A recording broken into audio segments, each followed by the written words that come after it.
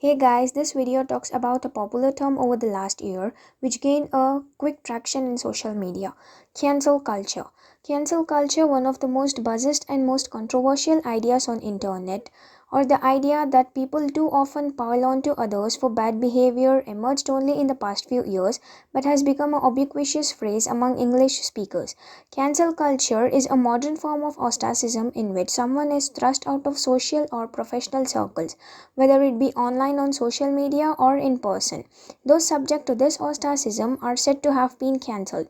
It involves boycotting or shunning an individual, often a celebrity, who is deemed to have acted or spoken in an unacceptable manner.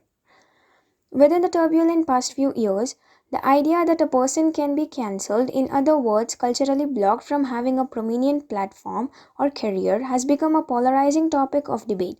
The rise of cancel culture and the idea of cancelling someone coincides with a familiar pattern. A celebrity or other public figure does or says something offensive. A public backlash, often fueled by politically progressive social media, ensues. Then comes the calls for cancel the person, that is, to effectively end their career or revoke their cultural gadget, whether through boycotts of their work or disciplinary action from an employer. To many people, this process of publicly calling for accountability and boycotting, if nothing else seems to work, has become an important tool of social justice, a way of combating through collectively action some of the huge power imbalances that often exist between public figures with far reaching platforms and audiences and the people and communities their words and actions may harm. A big flaw of cancel culture is that people on the internet are very quick to cancel figures. In this judgmental online world, a single mistake can practically end someone's online career. Few entertainers or other public figures have truly been cancelled.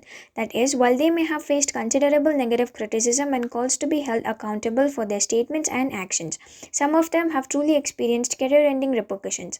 Harry Potter author J.K. Rowling, for example, has faced intense criticism from her own fans since she began to voice transphobic beliefs, making her one of the most prominently cancelled individuals at the center of cancel culture debate. So, which is it? Is cancel culture an important tool of social justice or a new form of merciless mob intimidation? If cancelling someone usually doesn't have much measurable effect, does cancel culture even exist? Or does the very idea of being cancelled work to deter potentially bad behavior?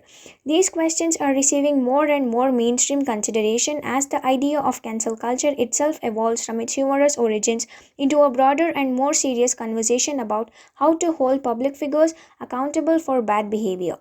And the conversation isn't just about when and how public figures should lose their status and their livelihoods.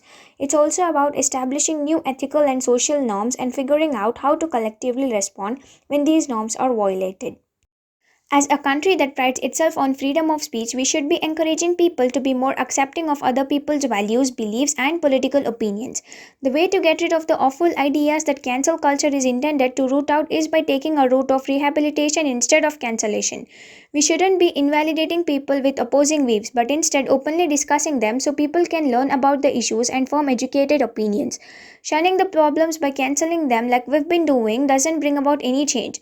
It will only cause us to keep repeating the same mistake. Focuses more on sending hate to people instead of holding them accountable. Simply stated, cancel culture puts more negativity into the world than it removes.